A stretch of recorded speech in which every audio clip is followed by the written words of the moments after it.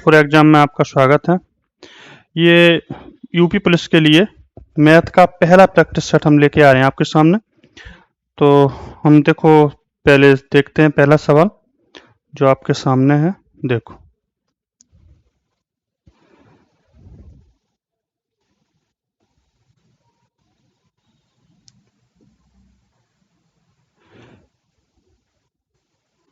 ये है पहला सवाल आपका। लिखा है जब 4 की घात 13 को 3 से विभाजित किया जाता है तो शेष फल कितना होगा। विकल्प में दिया है 1 2 0, उसके बाद अगला विकल्प और दिखा देता हूँ, शायद 3 दिया। देखो ये है तुम्हारा विकल्प, ठीक है। तो देखो जब 4 की घात 13 को 3 से डिवाइड करेंगे तो देखो विभाज्यता का नियम, 4 की घात 13 को जब तुम 3 से डिवाइड करोगे तो देखो 4 को डिवाइड करोगे 3 से तो बचेगा 1, और 1 की घात 13, 1 की घात कितनी भी हो आंसर 1 का गुणा वही रहता है, ठीक है। तो आंसर आएगा 1, या फिर 1 की घात 4 कर लो, इसको भी लिख सकते हैं हम ऐसे। देखो 1 गुणे 1 गुणे 1 गुणे 1, कहने का मतलब आता एक ही है, ठीक है। तो 1 की घात 13 करो या 14 करो, वो आएगा अपना एक ही आंसर, ठीक है, एक ही आता है, ठीक है। तो इसका आंसर होगा 1, ठीक है। अगला सवाल देखो,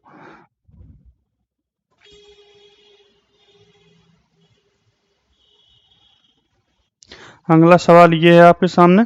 इस पे लिखा है under root 50 plus under root 18 minus under root 8 को सरल कीजिए, ठीक है। तो देखो इसको, देखो पहला विकल्प है 8 अंडर रूट 2, दूसरा विकल्प है 7 अंडर रूट 2, और तीसरा विकल्प देके रखा है 6 अंडर रूट 2। तो देखो इसको सॉल्व करते हैं। Under root 50 plus under root 18 minus under root 8। तो देखो अंडर रूट 50 इसको लिख सकते हैं 5 गुणे 5 गुणे 2, प्लस अंडर रूट 18 को हम लिख सकते हैं 3 गुणे 3 गुणे 2, माइनस अंडर रूट 8 को लिख सकते हैं 2 गुणे 2 गुणे 2, ठीक है। अब देखो इसमें ये बाहर आ जाएगा 5 अंडर रूट 2 हो जाएगा, फिर आएगा प्लस 3 अंडर रूट 2 क्योंकि वर्गमूल ले लेंगे हम, और माइनस 2 अंडर रूट 2। देखो सॉल्व करते हैं इसको, ये 5 प्लस 3 8 हो जाएगा, 8 अंडर रूट 2 माइनस और ये 2 अंडर रूट 2। देखो ठीक है, अब इसको घटाते हैं तो 8 में से 2 गया तो 6 बचेगा, 6 अंडर रूट 2 जो को हमें आंसर दिख रहा है, ये तीसरा आंसर है हमारा, ठीक है। यही आंसर है हमारा, ठीक है। अगला देखो, अगला सवाल देखो, ये रहा। लिखा है कि 14 सेंटीमीटर त्रिज्या वाले एक वृत्त के केंद्र पर बने कोण के सम्मुख चाप की लंबाई 11 सेंटीमीटर है। उस आभासी केंद्रक कोण का माप क्या है। और पाई का मान इसमें देकर रखा है 22/7, ठीक है।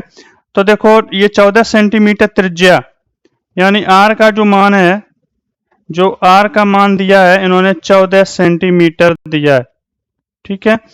उसके बाद सम्मुख चाप की लंबाई एल बराबर जो दी है वो इन्होंने दी है 11 सेंटीमीटर, ठीक है। और पाई का मान देके रखा है ये 22/7 सेंटीमीटर। और आभासी केंद्रक के कोण का माप पूछा है, तो इसका सूत्र होता है एल बराबर θ/360 इंटू 2πr, ठीक है। तो एल देके रखा है कितना है 11 सेंटीमीटर, θ/360 इंटू 2, पाई का मान 22/7 इंटू आर का मान रख देंगे हम 14। तो यहाँ से काटो, 7 दूनी 14, 22 दूनी 44 दूनी 88, 88 गुणे θ/360, ठीक है, बराबर 11। इधर जाएगा तो 11 गुणे 360/88, हम इसको सॉल्व करेंगे तो 11 × 88 और आ जाएगा 360/8, काटो इसे, 8 चको 32 और 4 बचा 8 पंचे 40, 45 डिग्री इसका आंसर है, ठीक है। 45 डिग्री इसका आंसर है, इसको ध्यान रखना। इसका सूत्र होता है एल बराबर θ/360 इंटू 2πr। ठीक है, इसको ध्यान रख के चलना। आगे देखो सवाल।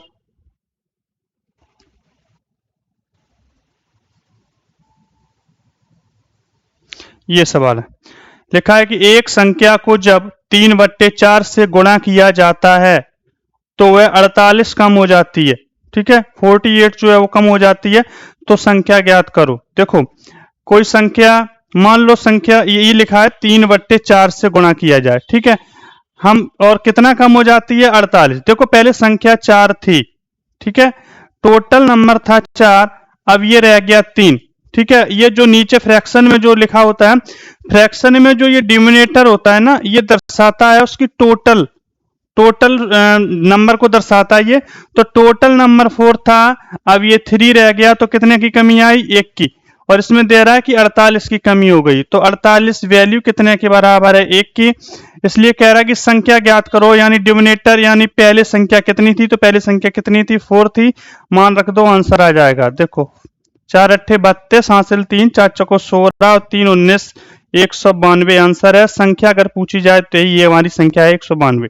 ठीक है, इस सवाल में कहीं भी दिक्कत हो तो कमेंट बॉक्स में कमेंट करके लिख सकते हैं। ठीक है, हम ये होता है न्यूमिनेटर और ये होता है डिनोमिनेटर। डिनोमिनेटर पूरी संख्या को दर्शाता है, पहले 4 थी, अब 3 रह गई, कितने की कमी आई, 1 की। और यहाँ पर सवाल में कह रहा है कि 48 की कमी आई, 48 वैल्यू हो गई 1 की। हमें संख्या पूछी गई, तो संख्या थी 4, हमने मान रख दिया, आगे आंसर 192। ठीक है, अगला सवाल देखो। अगला सवाल ये रहा, लिखा है कि 4 अंकों की वह निम्नतम संख्या क्या है। 4 अंकों की वह निम्नतम संख्या क्या है जो 4, 6, 8 और 10 से विभाज्य है। देखो पहली बात तो यह ध्यान रखना कि 4 अंकों की सबसे निम्नतम संख्या, ठीक है, 1000 होती है। ठीक है, 2 अंकों की बात करें तो 100 होती है। अब लेकिन ये पूछ रहा है कि जो 4, 6, 8 और 10 से विभाज्य हो,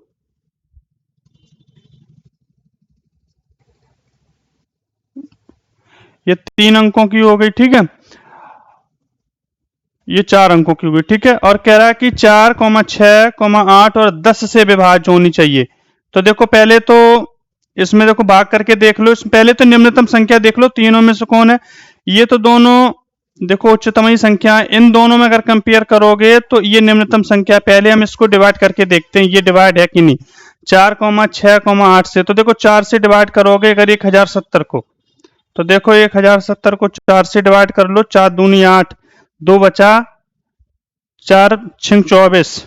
ठीक है, 24 बचा 3, 4 7 28। कहने का मतलब ये 4 से डिवाइड नहीं है। ठीक है, अब हम 1080 को डिवाइड करके देखते हैं। तीनों चारों से डिवाइड होना चाहिए, 4, 6, 8 और 10, जो तीनों से डिवाइड होगी वही होगी। तो 1080 इसको हम पहले 4 से डिवाइड करते हैं, तो 4 दूनी 8, बचा 2, 4 7 28, 4 से डिवाइड हो गई। 1080 को उसके बाद हम डिवाइड करते हैं 6 से, तो 6 एकम 6, बचा 4, 6 48, 6 से डिवाइड हो गई। उसके बाद 1080 को हमने डिवाइड किया 8 से, तो 8 एकम 8, बचा 2, 8 तिया 24।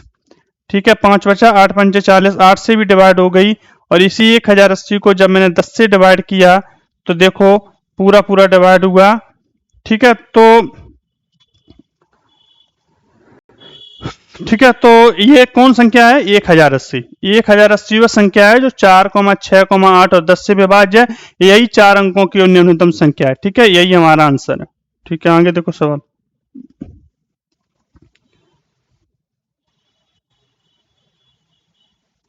सवाल है, एक बैग में 25 पैसे, 10 पैसे और 5 पैसे के सिक्के 1:2:3 के अनुपात में हैं। यदि उनका कुल मूल्य 30 रुपए है, तब 5 पैसे के सिक्कों की संख्या क्या है।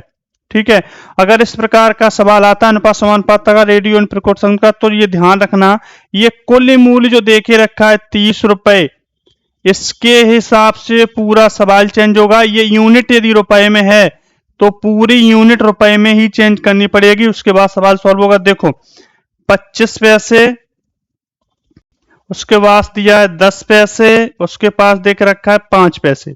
इनके सिक्कों का अनुपात जो है वो 1 है, 2 है और 3 है। ठीक है, अब देखो यहाँ पर हो गया 25 पैसा, इसका गुणा किया तो हो गया 20 पैसा, ठीक है, और यहाँ किया तो हो गया 15 पैसा। लेकिन जो टोटल यूनिट इन्होंने देखी रखी है वो 30 रुपए देखी रखी है, जो रुपए में है। तो ये जो पैसे की यूनिट है इसको हम कन्वर्ट करेंगे रुपए में। जोड़ लो इनको, 25 प्लस 20 प्लस 15। तो देखो 25 और 20 हो गया 45, 45 और 15 60, ठीक है, टोटल 60 पैसा हो गया, ठीक है। अब 60 पैसे को हम कन्वर्ट करेंगे रुपए में, ठीक है, या तो 60 पैसे को कन्वर्ट कर लो रुपए में, या फिर ये 30 रुपए को कन्वर्ट कर लो पैसे में। तो हम 30 पैसे को ही 30 रुपए को कन्वर्ट कर लेते हैं रुपए में, वो पैसे में, ठीक है, रुपया है पैसे में कन्वर्ट करेंगे तो 1 रुपया बराबर 100 पैसा होता है, ठीक है। तो 30 रुपए बराबर हो जाएगा 3000 पैसा, ठीक है। अब ये पैसा 3000 और ये 60 पैसा वैल्यू मतलब सेम यूनिट हो गया। तो ये टोटल वैल्यू 25 पैसा 20 पैसा प्लस 15 पैसा टोटल कितना हुआ 60 पैसा, जबकि कुल मूल्य कितना है 30 रुपए, जो इसका टोटल यूनिट कितना आया 3000 पैसा। 3000 पैसा बराबर किसके है 60 पैसे के। और हमको इसमें पूछा है कि 5 पैसे के सिक्कों की संख्या क्या है। तो 5 पैसे के सिक्कों की संख्या कितनी है 3, हम मान रख देंगे, आंसर आ जाएगा। यहां से काट दो ये, और 6 पंचे 30, यहाँ 50 हो गया, 5 तिया 15, 150 आंसर आ गया। 150 हमारा आंसर है, ठीक है, 150 हमारा आंसर है, ठीक है। अगला सवाल देखो।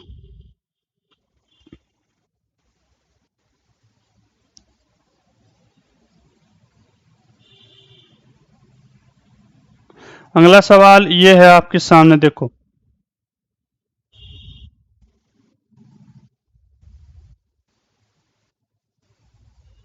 ठीक लिखा है, राघव अपनी आय का 80% व्यय करता है।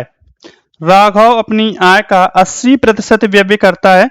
यदि उसकी आय में 12% की वृद्धि होती है तो उसके व्यय में 17.5% की वृद्धि होती है, तो उसकी बचत में कितने प्रतिशत की कमी हुई है। तो देखो पहले लिख लो आय, उसके बाद लिख लो इसका व्यय, उसके बाद लिख लो बचत, ठीक है। अगर ये देखो राघव है 100 रुपया कमाता है और 80% यदि ये खर्च करता है तो बचाता कितना है 20 रुपए, ठीक है, इतना कन्फर्म है। अब यदि उसकी आय में 12% की वृद्धि हुई तो कितना हो गया 112, और कह रहा है कि इसके व्यय में 17.5 की वृद्धि हो गई। पहले व्यय था 80 रुपए, अब उसमें व्यय में वृद्धि भी हो गई 17.5 की। 17.5 की फ्रैक्शन बना लो तो बनेगा 1000 और कट जाएगा 5 से, तो 5 तिया 15, 5 25 और यहाँ कट जाएगा 5 दूनी 10, 0 0 और 5 सत्ते 35, 5 चौको 20। कहने का मतलब यदि पहले 40 रुपया व्यय था तो अब इसका व्यय 47 रुपया हो गया, खर्चा इतना बढ़ गया। ये 40 वैल्यू हो जाएगी 80 की, पहले 80 रुपया खर्च करता था तो ये वैल्यू हो गई 40 की, और अब 47 रुपया खर्च करने लगा, तो ये हमें आंसर यहाँ से निकल आएगा 40 दूनी 80 और आ जाएगा ये 2 सत्ते 14, 2 चौको 8 1 9, यानी 94 रुपया व्यय होने लगा। जहां 80 रुपया होता था वहां अब 94 रुपया व्यय होने लगा, ठीक। तो उसकी बचत अब 112 से 94 घटाओगे तो कितना बचेगा, 12 से 4 गया 8, ठीक है। अब बचा 10 में 9 गया 1। अब पूछ रहा है कि उसके बचत में कितने प्रतिशत की कमी हुई। पहले 20 रुपए बचाता था, अब 18 रुपए बचाता है, तो कितने की कमी हो गई 2 की, और वो कितने पे हुई 20 रुपए पे, ठीक है, गुणे 100। तो आंसर आ जाएगा 20 पंचे 100, यानी 5 दूनी 10% की बचत कम होने लगी, यही आंसर हमारा, ठीक है, 10% कम की बचत होने लगी, ठीक है। अगला देखो सवाल, अगला सवाल देखो, ये रहा स्क्रीन पे, ठीक है। ये आपकी स्क्रीन पर लिखा है, राकेश एक कार को 5 लाख रुपए में, राकेश एक कार को 5 लाख रुपए में 28% लाभ पर बेचता है। 32% लाभ प्राप्त करने के लिए 32% लाभ प्राप्त करने के लिए उसे इसे किस कीमत पर बेचना चाहिए। ठीक है, पहला विकल्प दिया है 5,15,620 रुपए, उसके बाद दिया है 5,15,630 रुपए, फिर दिया है 5,15,615 रुपए, अगला विकल्प दिया है 5,15,635 रुपए। देखो 5 लाख रुपए, देखो 5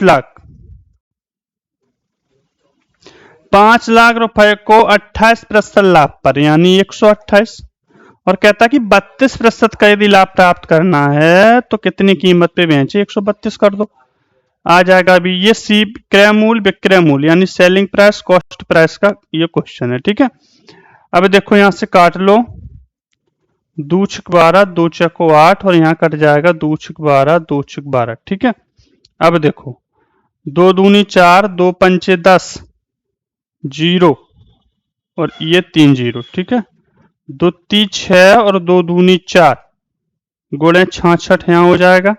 फिर काट लो इसको तो आ जाएगा 2 एकम 2, 2 दूनी 4, 2 पंचे 10, 3 0 पीछे यहाँ आ जाएगा 2 एकम 2, 2 छक 12।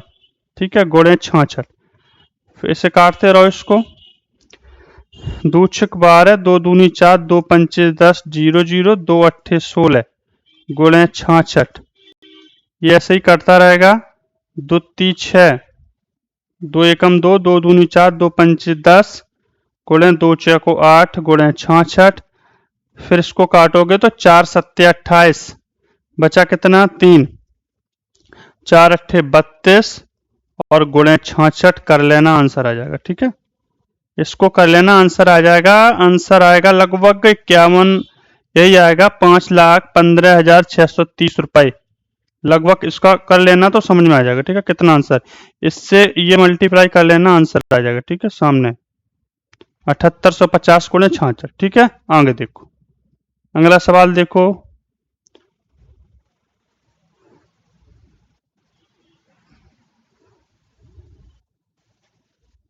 ये रहा स्क्रीन पे, देखो अगला सवाल ये है, 1 मिनट, ये लिखा यदि 2,000 रुपए की राशि को, यदि 2,000 रुपए की राशि को 6 माह के लिए 20% प्रति वर्ष की दर से त्रैमासिक संयोजित चक्रवृद्धि ब्याज पर निवेश किया जाता है तो मिश्र धन ज्ञात कीजिए। पहला विकल्प दिया है 2255 रुपए, दूसरा दिया है 2205 रुपए, तीसरा दिया है 2250 रुपए। देखो यदि त्रैमासिक संयोजित होता है चक्रवृद्धि ब्याज, यदि त्रैमासिक संयोजित होता है तो ये ध्यान रखना, दर डिवाइड करते हैं हम 4 से और समय में हम गुणा करते हैं 4 से, इस चीज को ध्यान रखना। ठीक है, दर है 20%, इसको डिवाइड करेंगे 4 से तो कितना आ जाएगी 5%, समय कितना है 6 माह, 6 माह को डिवाइड करेंगे 4 से तो ये हो गया 24 माह, 24 माह का मतलब 2 साल। ठीक है, अब देखो, अब हम इसको कन्वर्ट, ये जो रेट है 5%, इसको हम कन्वर्ट करेंगे फ्रैक्शन में। जो कंपाउंड इंटरेस्ट हमसे पढ़े होंगे उनको पता हुआ कि पूरा कंपाउंड इंटरेस्ट फ्रैक्शन में हमने करवाया था। 5% का फ्रैक्शन होगा 1/20, और 1/20 का मतलब है पहले 20 रुपए था तो अब 21 रुपए हो गया। ठीक है, और कितने साल तक ये प्रक्रिया चली, 2 साल तक। तो देखो 2 बार इसको ऐसे लिखना है, यहाँ हो जाएगा 400 और 21 होता है 441। ठीक है, ये है हमारा मूलधन और ये हमारा सीपी है, कंपाउंड इंटरेस्ट, यानी ये तो हमारा मिश्रधन है। ठीक है, सीआई। ठीक है, अब क्या हुआ, मिश्रधन पूछ रहा है ये। ठीक है, अब 2,000 रुपए, 2,000 रुपए वैल्यू कितने की थी, 400 की, और हमें टोटल पूछा है कि मिश्रधन बताओ, तो मिश्रधन कितना है 441। 441 हम काटेंगे, 2 जीरो से 2 जीरो खत्म, 4 पंचे 20, गुणा करेंगे तो आ जाएगा 5 एकम 5, 5 चौको 20, 2 5 चौको 20 और 2 22, 2205 रुपए इसका आंसर है। ठीक है, 2205 रुपए इसका आंसर है। और यही यदि मिश्रधन की जगह ये ब्याज पूछता, यदि ये ब्याज पूछता तो इसमें से 441 से हम 400 को घटाते। ठीक है, 441 से 400 को घटाते, टोटल निकलता 41 रुपए को यहां गुणा करते, आ जाता हमारा ब्याज। ठीक है, ये मिश्रधन पूछा तो 2205 रुपए ये हमारा आंसर है। ठीक है, आगे देखो, वही सवाल है, 2205 रुपए इसका आंसर है। ठीक है, आगे देखो,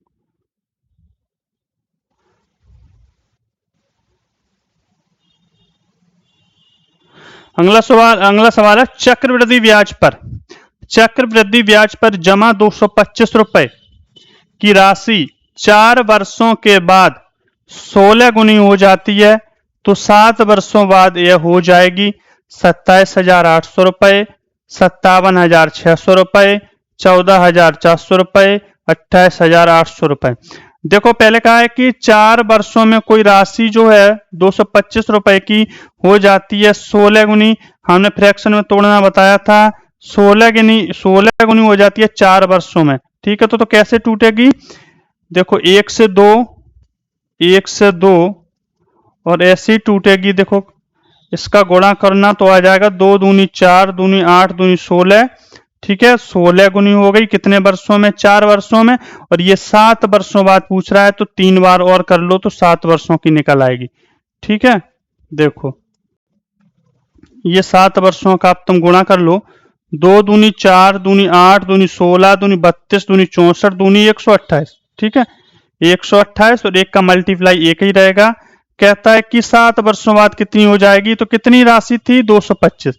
225 वैल्यू कितने की है, 1 की, और हमको 7 वर्षों बाद पूछ रहा है, ये 128 यहाँ रखो, आंसर आ जाएगा। ठीक है, मल्टीप्लाई कर लेना, आंसर आ जाएगा। ठीक है,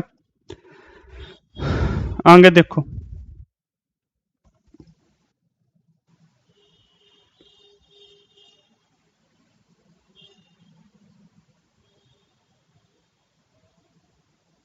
देखो कह रहा है एक व्यापार में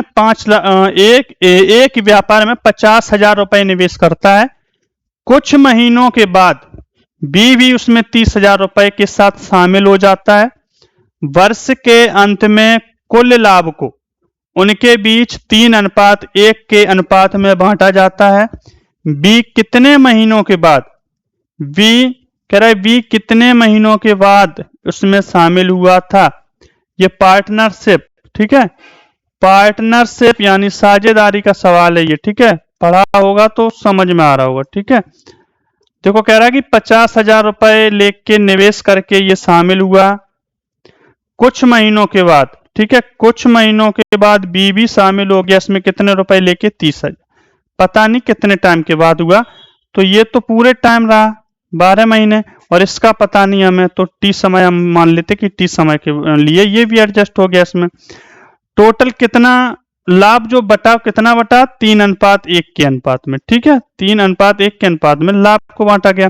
ये 0 3 यहां से खत्म कर दो और ये इससे खत्म कर दो, तो 12×5 = 60, अनुपात कितना हो गया 3T। ठीक है, बराबर कितने की हो गया, 3:1 के। ठीक है, ये लाभ है। और हमने कहा था समय का जो गुणा है, और दोनों के समय का गुणा ही लाभ होता है। ठीक है, लाभ की वैल्यू के बराबर होता है, यही लाभ है और ये गुणा भी लाभ है। तो 60 बराबर कितने के हो गया, 3 के। ठीक है, 60 जो है वो बराबर हो गया 3 के।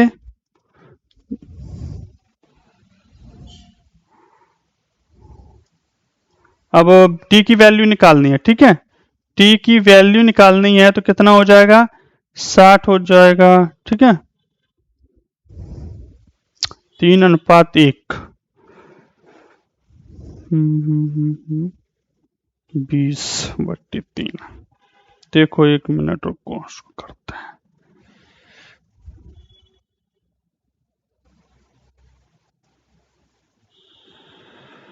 एक मिनट,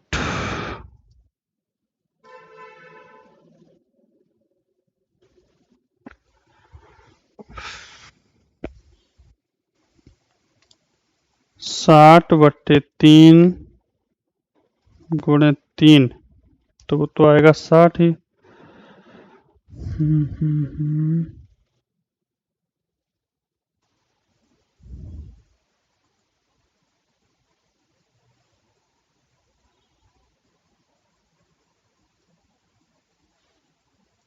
देखो ये 60 जो है वो वैल्यू है 3 के बराबर, ठीक है। तो कितना आएगा 20, 20 बराबर 3t, ठीक है। तो t को हम निकालेंगे तो 20/3 हो जाएगा, तो हो जाएगा 6 सही 2/3, ठीक है। तो कितना समय आया 6 सही 2/3, ठीक है। 6 सही 2/3 समय आ गया, ठीक है। यही क्लियर समय, ठीक है। आगे देखो,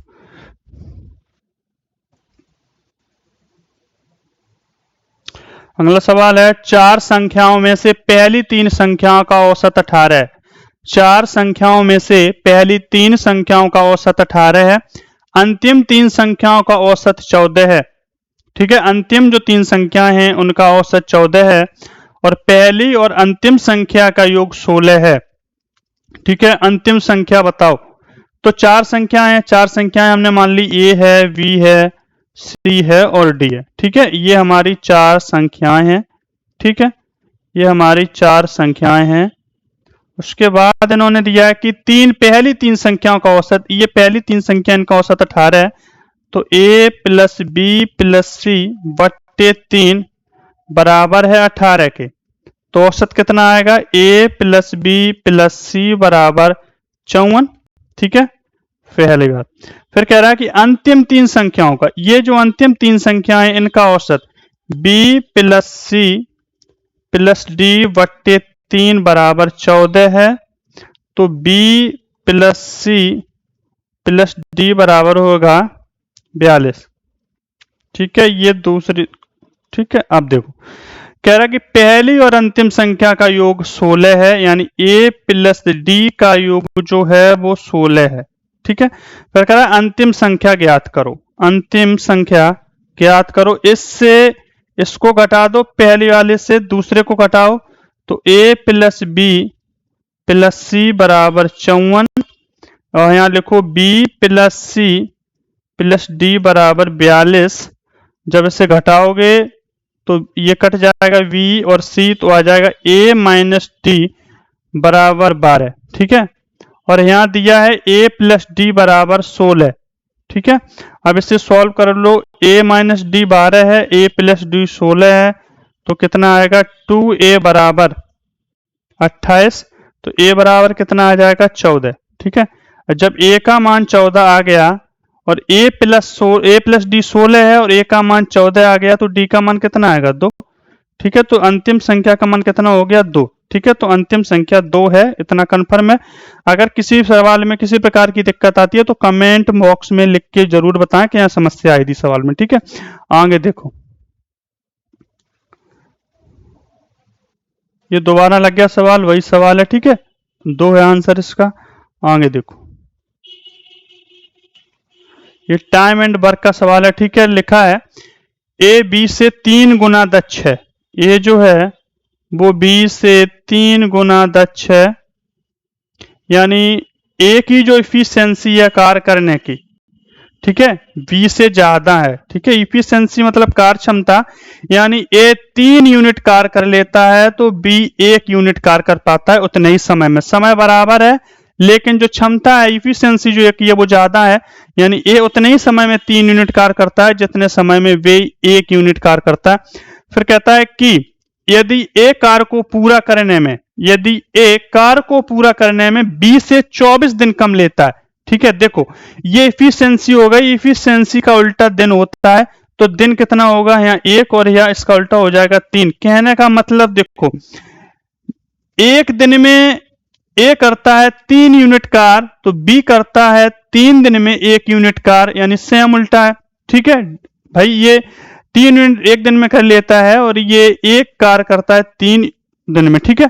तो क्या कह रहा है कि ए कार्य को पूरा करने में 20 से 24 दिन कम लेता है, जबकि दिन कितना कम लेता है, ए किसी कार्य को करने में 20 से कितना समय कम लेता है, 2 दिन, ठीक है। ये 3 दिन में है, 1 दिन में, तो कितने का अंतर आया 2 दिन, जबकि सवाल कह रहा है कि 24 दिन कम लेता है, जबकि हमारे अकॉर्डिंग 2 दिन कम लेता है। फिर कह रहा है कि ए और बी मिलकर कार्य को कितने दिनों में पूरा कर लेंगे। पहले तो इनको निकाल लो कि एक कितने दिन में कर लेता है, तो एक की क्षमता 1 है, तो काटोगे तो आ जाएगा 12। ए किसी कार्य को 12 दिन में करता है, बी का निकाल लो 24, 2 गुणे हो जाएगा 3, तो यहाँ आ जाएगा 36। ठीक है, देखो ए किसी कार्य को करता है 12 दिन में, बी किसी कार्य को करता है 36 दिन में। कह रहे हैं ए और बी मिलकर पूरे कार्य को कितना दिन में करेंगे। ए और बी मिलकर किसी भी जो वर्क है, तो ए का और बी का, ए की कार्य क्षमता और बी, क्या कह रहा है, ए और बी मिलकर किसी भी कार्य को कितने दिनों में पूरा कर लेंगे। तो टोटल देखो यहां निकाल लो एलसीएम, 12 और 36 का एलसीएम कितना आएगा, देखो 12 और यहाँ 3 और 3, तो कितना आएगा 36। अब दोनों इफिशिएंसी कितनी है, दोनों की इफिशिएंसी कितनी है, 3 और 1 4। इफिशिएंसी इसकी 3 है और इसकी 1 है, तो टोटल इफिशिएंसी इन दोनों की कितनी है, 4। इफिशिएंसी को उस वर्क से दे देंगे, उस इफिशिएंसी से वर्क में भाग दे देंगे, तो टोटल दिन हमारा निकल आएगा कितना, 9 दिन। ठीक है, 9 डेज में ये दोनों लोग वर्क को पूरा कर लेंगे, ए बी मिलकर। ठीक है, आगे देखो,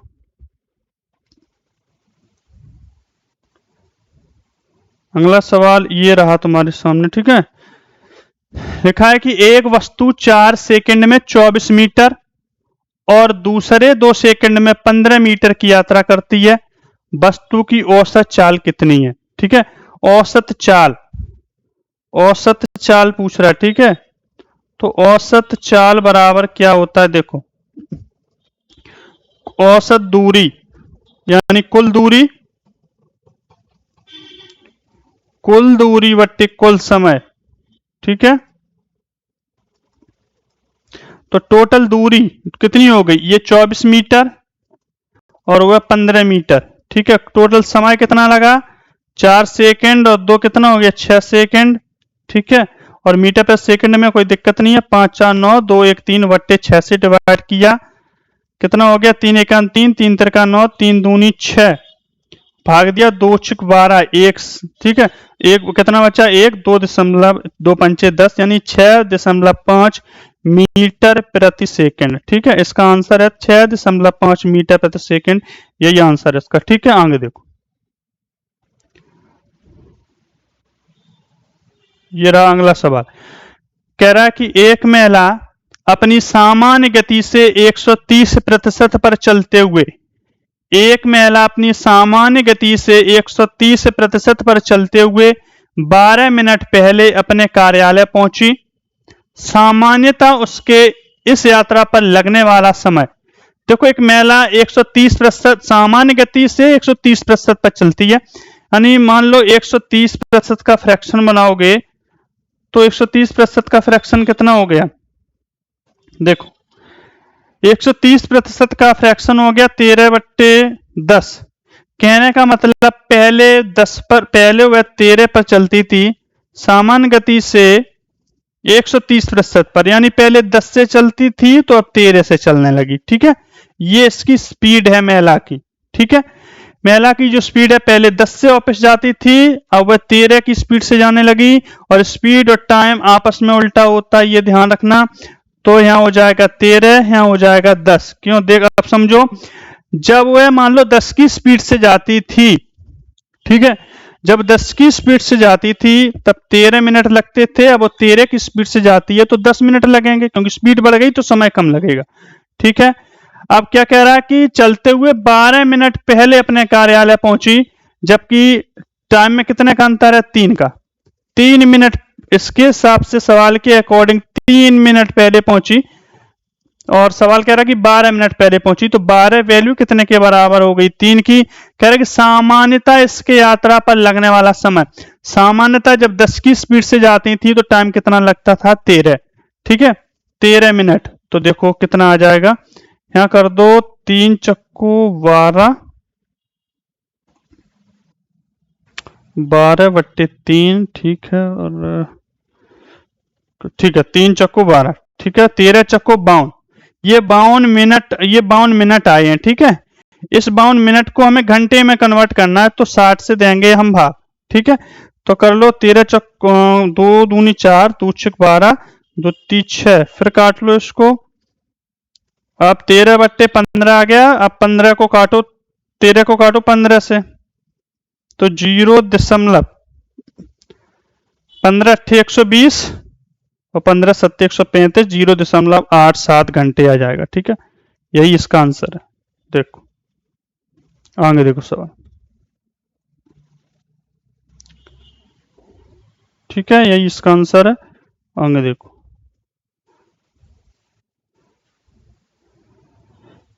ये कह रहे हैं यदि किसी कमरे की लंबाई और चौड़ाई, यदि किसी कमरे की लंबाई और चौड़ाई क्रम से 15 मीटर और 17 सेंटीमीटर और 9 मीटर 200 सेंटीमीटर है, तो इसके लिए उपयुक्त वर्गाकार टाइलों की न्यूनतम संख्या क्या होगी। देखो कमरा आयताकार है, ठीक है, तो पहले लंबाई देख लो। इसकी लंबाई जो है वो कितनी है, 15 मीटर और 17 सेंटीमीटर। इसको एक उसमें कन्वर्ट करो, ठीक है, तो हो जाएगा 1517 सेंटीमीटर। ठीक है, सेंटीमीटर में हमने इसको कन्वर्ट कर दिया। और जो इसकी चौड़ाई है, वृत्त जो है वो 9 मीटर है और 2 सेंटीमीटर है। हम इसको टोटल कन्वर्ट करेंगे तो 902 सेंटीमीटर आ जाएगी। ठीक है, 902 सेंटीमीटर। ठीक है, अब कह रहा है इसके लिए उपयुक्त वर्गाकार टाइलों की न्यूनतम संख्या क्या है। न्यूनतम संख्या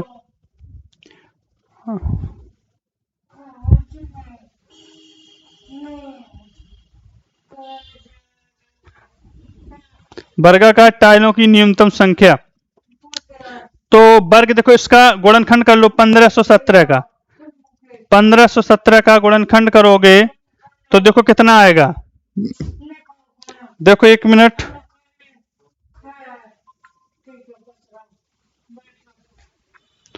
देखो 1517 का, एक मिनट,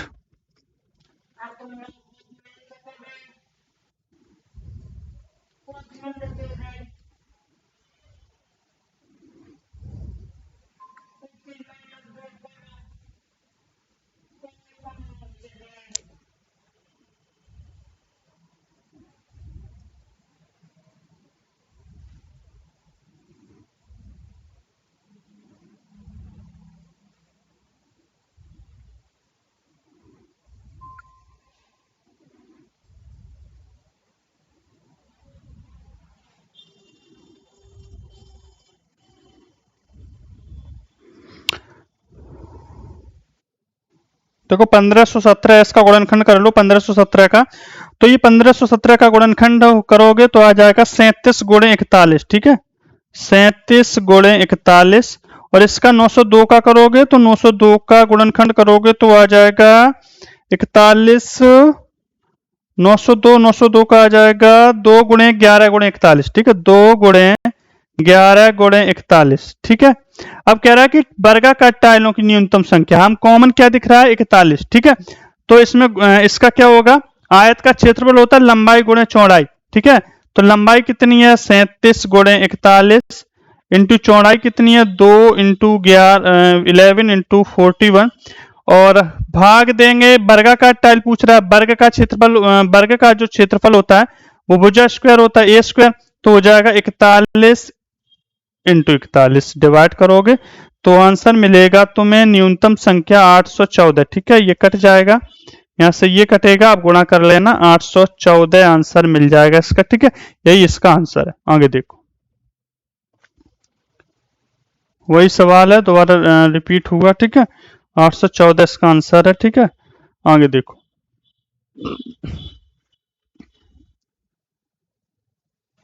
ये क्वेश्चन देखो, लिखा है निम्नलिखित में से कौन सा विकल्प 11 से पूर्णता विभाज्य है। देखो 11 से विभाज्यता का नियम है कि सम स्थानों का योग और विषम स्थानों का योग और अंतर अगर 0 और 11 आता, लिख लो सम स्थानों का योग, सम स्थानों का योग और विषम स्थानों का योग, विषम स्थानों का योग, इन दोनों का अंतर जब कर देते हैं तो 0 या 11, या तो 0 आया या 11 से विभाज्य हो जाए तो ये समझ लो 11 से पूर्णतः विभाजित हो जाता है। देखो पहले यहां से हम रूल देखो फॉलो करते हैं, 1 और 7 8 और 8 और 0 8। ठीक है, अब ये लगाओ 8 और 9 17, 17 और 8 25, तो यहाँ ये तो फुल रूल फॉलो नहीं हुआ, ठीक है, 11 से विभाज्य भी नहीं होगी। इधर देखो 1 और 3 4 विषम स्थान ले रहे हैं, 1 3 4 4 और 6 10, ठीक है, इसको ले लो, 9 3 12 12 और 9 21, यहाँ भी फॉलो नहीं हो रहा है। यहाँ देखो 1 और 6 7 7 और 0 7, ठीक है, इसको देखो 1 और 7 8 और 8 और 1 9, यहाँ भी नहीं हो रहा है। इसको देखो 1 और 5 6 6 और 1 7, ठीक है, अभी 10 देखो 1 और 6 7 7 और 7 14, तो कहाँ गड़बड़ कहीं हो रहा है ये। यहाँ देख लो 1 और 3 4 4 और 6 10, ठीक है, 9 और 3 12 12 और 9 21, ठीक है, 1 और 6 7, ठीक है, 1 और यहाँ पे 6 7 हो गया, 0 7 हो गया, 1 और 7 8 हो गया, 8 और 1 9 हो गया, तो कहाँ दिक्कत कर रही है। पहले वाला देख लो 1 और 7 8 8 0 8 हो गया, ठीक है, फिर 8 और 9 17 17 और 8 25, तो कहाँ दिक्कत कर गया ये सवाल है तो, लेकिन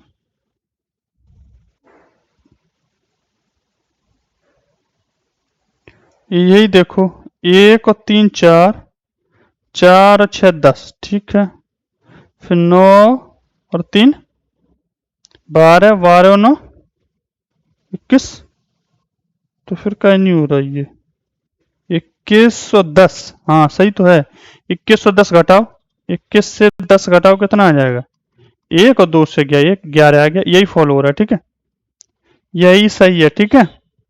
घटा के विषम स्थानों का योग माइनस सम स्थानों का योग जब किया तो आंसर आ गया घटाने के बाद 11, जो 11 11 से पूरा विभाज्य, ठीक है, तो यही एकदम राइट आंसर है इसका। आगे देखो, आगे कोई सवाल नहीं है, 2 सवाल हमने इसमें छोड़े हैं तुमसे करवाने के लिए, वो सवाल अगर कोई कर सके तो करे और हमें कमेंट बॉक्स में लिख के बताए, अगर नहीं कर पा रहा है तो वो भी कमेंट बॉक्स में हमें लिख कर जरूर बताए, उसको फिर हम लगवाते हैं दोबारा अगली पीडीएफ, अगर कोई लगा नहीं पाता है तो ठीक, और लगा लेता है तो कमेंट बॉक्स में लिख के बताए, ठीक है। अगर समस्या हो सवाल को लगा पाने में, 2 छोड़े हैं हमने उसमें, ठीक है, समय का अभाव है इसलिए, और अगर नहीं लगा पा रहे हो तो कमेंट बॉक्स में लिखाओ, अगली पीडीएफ में हम कराते हैं सवाल को, ठीक है।